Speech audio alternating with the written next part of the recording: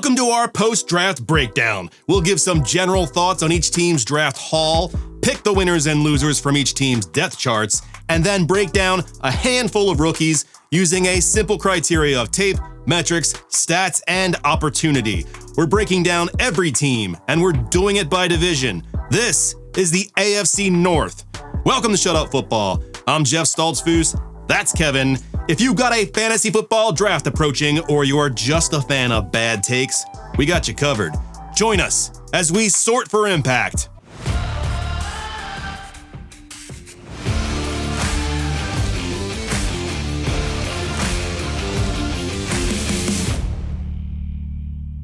Cleveland Browns. The Browns had one of the more exciting drafts, grabbing Mason Graham, who was considered best in class at his position, restocking their running back room, and finally, being the ones to blink in whatever game of chicken the other 31 teams were playing with Shedeur Sanders. Winners! Defensive coordinator Jim Schwartz. That defense got better and younger. Losers! Every quarterback in Cleveland. Now they have to deal with Shedeur Sanders questions, and their wide receiver situation did not improve. In the second round, they took Quinshon Judkins, running back, Ohio State. He's got prototypical size and speed, runs with NFL physicality. He's got some wiggle, he's good in traffic, turns the corner well, and he's got adequate long speed. There's a lot to like in his film. He's 6 foot, 221 pounds, runs a 4.48 with a 94 percentile burst. He's got an RAS of 9.90. I've seen him comped to Joe Mixon and Nick Chubb. He had 3 years of production in college with 3,785 rushing yards, averaging 5.1 yards, 59 receptions, 442 yards receiving, and 50 total touchdowns. He is a touchdown machine. He was a top 5 prospect at the position, and he was drafted like it, going third. The existing depth chart consists of Jerome Ford, Pierre Strong Jr., and Dylan Sampson. Jerome Ford is 25 years old. He's in the final year of his rookie deal. Strong is 26 years old. He's in the final year of his deal. And Sampson is the other rookie running back drafted this year, and I'll get back to him later. So the checklist is everything's a go. Judkins should slide right into the RB1 role here. There are no red flags. My only concern is that I didn't see a ton of receiving production for him in college, which makes me wonder if he'll cede third down work to some other pass catching option like Jerome Ford. But I'm not too concerned about that because he's going to get the lion's share of the goal line work also. And this defense is probably good enough to keep an anorexic passing game in most games, which means he won't be game scripted out. Next year will probably be even better, either because Sanders will have ascended to the QB1 role here, or they'll just draft somebody else in the first round. And I'd expect better receiving options also to help keep boxes from being loaded against him. In the third round, they took Harold Fannin Jr., tight end, Bowling Green. He's athletic, has great hands, shows good fight after the catch, and he's shifty in space. He has a good stiff arm. Blocking skills are a little lacking, could limit his usage or how soon he sees the field. He's very unique. He's used in a number of ways, not just catching. Fannin is 6'3", 241 pounds. His height is a bit of a concern for me. I typically like my tight ends to be taller. It also means a bigger catch radius. He runs a 4.71 with a 57 percentile burst. He's got an RAS of 7.77. The comps for him are Dalton Kincaid and Chiga Okonkwo. In college, he had 3 years of production, 36 receptions, 2,396 yards receiving, 22 total touchdowns. So okay production, but nothing amazing. However, he did lead his team in receptions in 2023. The depth chart is David Njoku and Blake Whiteheart. Njoku is 28 years old, signed through the next 2 years, but it's not guaranteed. He could be cut whenever. However, cutting him is probably a bad idea because even if they cut him next year, it would result in a dead cap hit of a little under his salary to play, which is about $14 million. Njoku is the clear number one here. He hasn't really lived up to the hype or the expectations of him when he was coming out of college, but he's still clearly the number one. He's generally good for about 600 yards and a handful of touchdowns. Last year, he finished 17th in the league in yards at the position. So no real red flags with Fannin, but I don't like his metrics. So here's the thing with Harold Fannin Jr. I don't think he is your typical tight end. I think he's a weapon. Someone you can use to get mismatches with. I'd expect to see him on the field at the same time as Njoku. It would be smart of them to use him more like a big slot receiver. I think that's the role for him here. Now, to be clear, I haven't heard anybody say anything about this yet. This is just me speculating. But if we hear rumblings from Browns camp by the beat reporters that is how Fannin is going to be used, then his draft stock is going to go through the roof, just like Dalton Kincaid's did just, 2 years ago? So the issue is not whether he's good or if you should draft him in Dynasty. It's where and when do you spend on him. Because I think he's good, but I think he's going to be inconsistent and untrustworthy from week to week. I would prefer a less volatile player in my lineup, but that doesn't mean you shouldn't get him on your roster. If he flashes down the line, he could be a good player to trade. In the third round, they took Dillon Gabriel, quarterback out of Oregon, a projected backup that the Browns put good draft capital into. He's a dual threat quarterback, mobile, decent arm, questionable deep ball, accuracy in general is a little inconsistent, missed uneven routine checkdowns. He's got questionable ability to read and react to defenses, and he did actually show some pro traits, but they were inconsistent. He's 5'11", 205 pounds, so shorter than ideal for the position, but not the shortest. He's not Kyler Murray or Bryce Young. His comp is Jake Browning. He had 6 years of production in college between UCF, Oklahoma, and Oregon. He's 24 years old, so still younger than Tyler Shuck. 18,722 yards passing, 155 passing touchdowns, and 33 rushing touchdowns, and 32 interceptions. The depth chart is Kenny Pickett, Joe Flacco, technically Deshaun Watson, and Shedeur Sanders. Pickett's 26 years old. They just traded for him from the Eagles. He's in the 4th year of his rookie deal still. Joe Flacco is 40 years old. And we'll get back to Shedeur Sanders in a second. So I started out as a Dillon Gabriel fan. I have come full circle to reality. He was a projected backup who is now going to be a backup at the NFL level. You didn't even need the Shedeur Sanders pick to know this. 3rd round draft capital feels unusually high to invest in a backup, but in this case, it actually means nothing. In the 4th round, they took Dylan Sampson, running back out of Tennessee. He's a one-cut runner. He's got a decent burst, good spin move to evade tackles. Overall, I thought he was a pretty average player for the position. His comp is Tahj Spears, so, sure, whatever. He's 5'8", 200 pounds, runs a 4.51 with a 66th percentile burst. He's got an RAS of 6.60. He had 3 years of production in college, 2,492 rushing yards, 40 receptions for 342 yards receiving, which is a bit concerning. For a guy who's a little undersized and doesn't have track speed, you'd hope he'd have some receiving chops.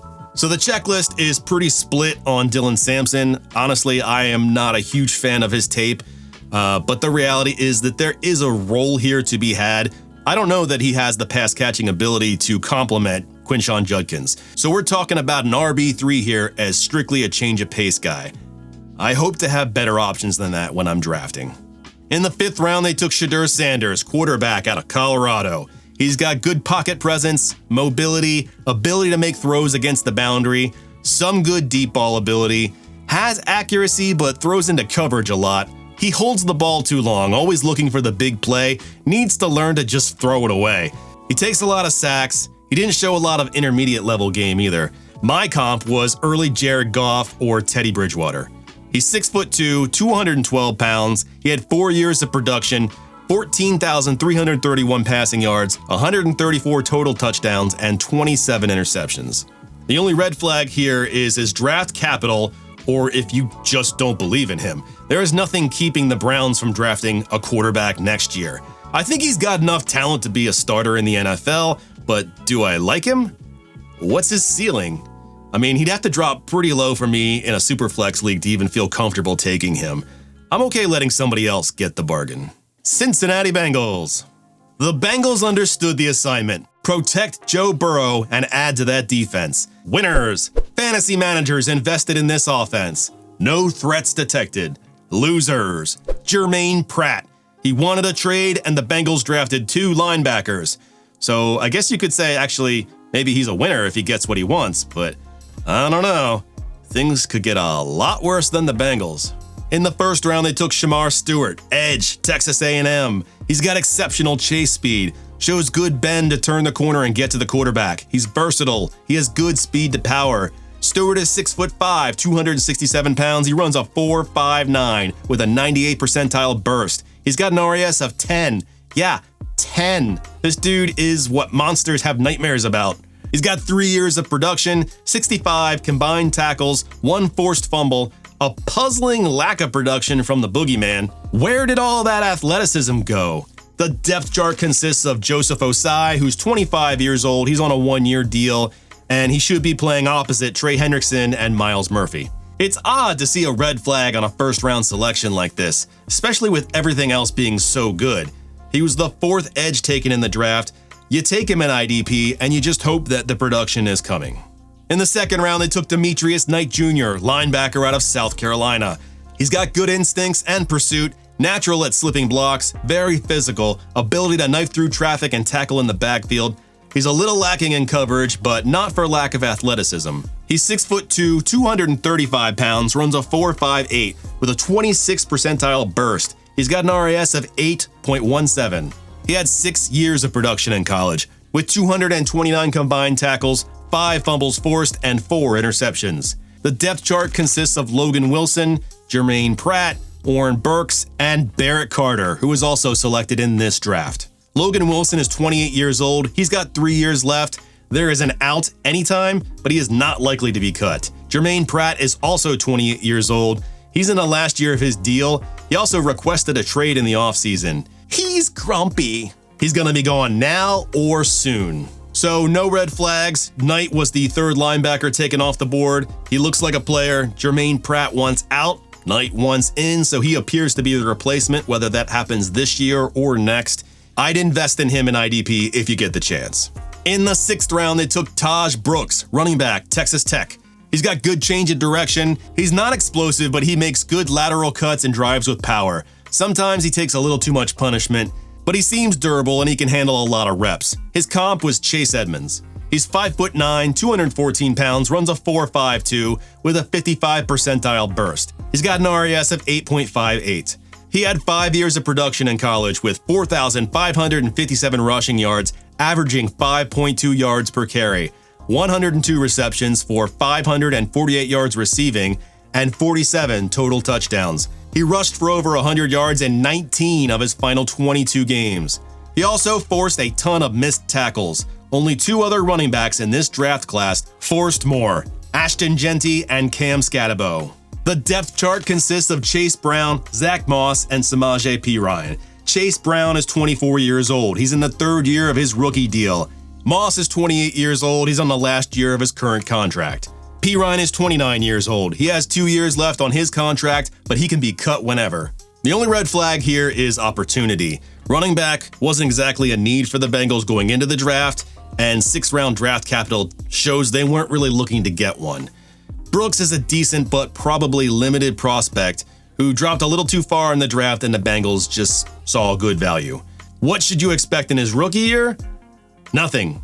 This is a passing offense and Chase Brown provides everything they need him to do on the ground game. Long term, I think that Zach Moss and Samaje Perine are just depth change of pace guys, and they're both close to 30, aka the expiration age for running backs. So I think Tahj Brooks is good enough to make this roster, and that there's a good chance Zach Moss is gone after this year. Tahj Brooks is worthy of a late round flyer and a stash in your dynasty league. Pittsburgh Steelers. The Steelers had a very Steelers draft. Lots of defense and a running back. They also needed a quarterback in the worst way and said, nah, we're good. Winners. Ben Roethlisberger. Wherever he is, whatever he's doing, he's in a better situation than the Steelers have been in since he left. This X is getting ugly. I hope he's peeling an apple on a dock somewhere. Losers. Steelers pass catchers. I hope you like bridges and hoagies. It's gonna be a rough offseason working around Mason Rudolph's giant racist chin and Aaron Rodgers playing Russian roulette with retirement. In the 3rd round, they took Kaleb Johnson, running back out of Iowa. He's a patient runner who follows his blocks. He's big-bodied, violent, takes on tacklers, breaks tackles. He turns the corner with speed. He's got good contact balance. His lateral agility is a little questionable. Not a lot of jukes. Seems more like a one-cut runner. Might not be suited for a 3rd down role, yielding 3rd downs to another back. Johnson is 6'1", 224 pounds. He runs a 4.57. He's got an RAS of 6.51. The comp listed for him was Tyler Algier, but if you ask me, it feels like the Steelers just replaced Najee Harris with Najee Harris. In college, he had 3 years of production, 2,779 yards rushing, averaging 5.5 yards. He had 29 receptions for 240 yards receiving and 32 total touchdowns. The depth chart consists of Jaylen Warren, Kenneth Gainwell, and Cordarrelle Patterson. Warren is 26 years old. He's on the final year of his contract. Gainwell is also 26 years old. He's new to the team and on a 1-year deal for low money.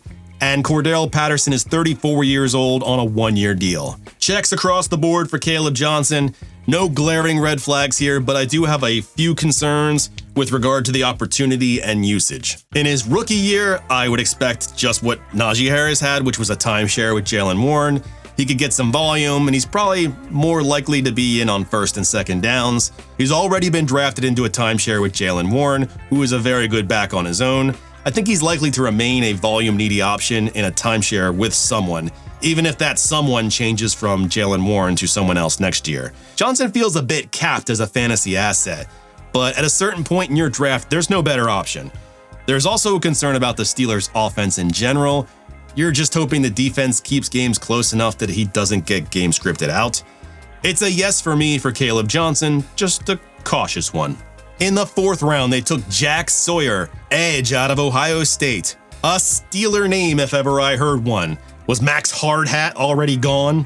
Built for power, not for speed. He could push the pocket and make quarterbacks uncomfortable. He's got good hands to shed blocks. He's a sure tackler, not likely to chase down any mobile quarterbacks though. He's 6'4", 260 pounds. I had a tough time finding metrics on him, but he's got a 40 time of 4.60 and an RAS of 9.84. He had 4 years of production, 144 combined tackles, 23 sacks, 6 forced fumbles, and 1 interception. The depth chart consists of Alex Highsmith, and he will be working opposite TJ Watt and Nick Herbig. Highsmith is 27 years old. He's got 3 more years left on his current contract. Money suggests that he's not going anywhere for at least 2 years due to the dead cap money hit. No real red flags here, but I am concerned about the timetable for his opportunities. Likely, he'll rotate through this season, but barring an injury, this job is still Alex Highsmith's for a while. He's worth rostering, but it may take a while to get a return on your investment. In the 6th round, they took Will Howard, quarterback out of Ohio State. He's got a strong arm, good mechanics, he shows consistent accuracy, shows good poise against the blitz, doesn't work all the way through his progressions very well, tends to see about half the field and react. He's also able to make accurate throws while on the run. He's a national champion. His comp is Blake Bortles. He's 6'4", 236 pounds. Not a mobile quarterback, but he does run a 4.73, so he does have decent wheels when he takes off. He had 5 years of production between Kansas State and Ohio State, 9,796 yards passing, 83 total touchdowns, 35 interceptions. He had 10 interceptions in each of his last 2 seasons, and only 1 good year of production. The depth chart consists of, who knows, Aaron Rodgers by the time you watch this, and Mason Rudolph. Oh, also Skylar Thompson. So there are 2 big red flags we need to talk about here with Will Howard: draft capital and college stats. 6th round QBs usually aren't worth taking a flyer on, and I find it hard to get over the fact that he had 2 years of double-digit interceptions and only 1 good year of production in college. However, considering the likely ADP of Will Howard in a rookie superflex draft, I might just take a shot on him, because I like his tape, I like the landing spot, and the price is probably right. It's not likely to add up to much, but I'd rather take a shot on Will Howard than someone like Dylan Gabriel or Kyle McCord. Baltimore Ravens. The Ravens addressed all their needs, like a grown-up. Defense, offensive line, they even picked up a kicker, just in case Justin Tucker molests anybody on his way into work. Winners. Last year's 4th round wide receiver Devontae Walker. You get 1 more year to prove you're anything. Also running backs. No notable additions. Losers. Trenton Simpson. Your athleticism can't save you now. The Ravens brought in some insurance for the position. Shots fired. In the 1st round, they took Malaki Starks, safety out of Georgia. He's got a high football IQ, locates deep balls, and plays it with plus body control. Challenges pass catchers with good force. He's smooth in coverage, but he's more than just a coverage safety. He'll come down and chase you down in the backfield too. He's 6'1". He's got an RAS of 5.29, which means nothing to me because successful safeties don't require off-the-charts measurables. It's just something about the nature of their position.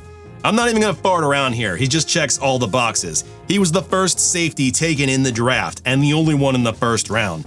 I like him that much more than the second safety taken, which was just a handful of spots later. I think the Seahawks would have taken Starks instead if he was there. He's the best in class. Starks is likely walking into a starting role here at the safety position for the Ravens, which probably he's one of the few rookies to do so at that position. If you need a safety in IDP, you grab Starks, or you are tossing darts for the remainder of the draft. In the second round, they took Mike Green, edge out of Marshall. He's been called twitchy, but it might just be ADHD. He's got great speed to power, a natural pass rusher. He's got a wicked spin move and blows right by linemen. His comp is Alex Highsmith, and he was projected to go in the first round, but he dropped because of some off-the-field stuff. You know, character concerns, like some lady touchy stuff. So come to Baltimore, where that's not a problem. He's 6'3", 251 pounds, runs a 4.64. He had 3 years of production in college between Virginia and Marshall, 131 combined tackles, 22.5 sacks, 4 forced fumbles. The depth chart is Odafe Owe, Adisa Isaac, and he will play opposite Kyle Van Noy, David Ojabo, and Tavius Robinson. Owe is 26 years old. He's on the last year of his rookie contract. The Ravens picked up his 5th-year option, but Owe has generally been viewed as a disappointment to this point.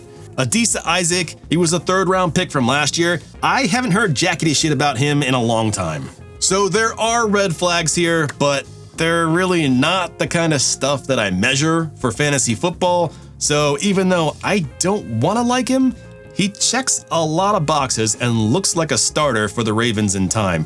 Green was the 10th edge drafted, and I think he's likely to outproduce some of the ones that went before him, provided he stops Justin Tuckering the ladies. Allegedly. In the 4th round, they took Teddy Buchanan, linebacker, Cal. He's got good instincts, covers space quickly. He's got the ability to rush the passer. He's better against the run than in coverage, but he's got good vision, and he's able to read and react as plays develop. He's 6'2", 233 pounds, runs a 4.6. He's got an RAS of 9.41. He had 1 good year of production, which is pretty thin. 114 combined tackles, 5 sacks, 2 fumbles forced. The depth chart consists of Trenton Simpson, and he will be playing opposite of Roquan Smith and Jake Hummel. Trenton Simpson is 23 years old. He's in his 3rd year. Simpson is still young and has plenty of potential. So there's only one red flag here, but it's kind of a big one. It's college production. I just don't like to see so very little of it. What's he gonna get as an opportunity in his rookie year? Probably not much. He's gonna be depth. He may rotate through a bit. After? Hard to say because he's got a lot of talent, but if Simpson starts producing and stays healthy, then he's in the driver's seat for this position here. 6 linebackers were drafted in the 4th round this year, and Teddy Buchanan was the 5th. He's not exactly a high priority on anyone's board. And that's the AFC North. Thank you so much for watching Shut Up Football. Please leave your comments below. Say hi to your mom for me, and we'll see you in the next one. Peace! Check the mic and make sure it sound right, boys.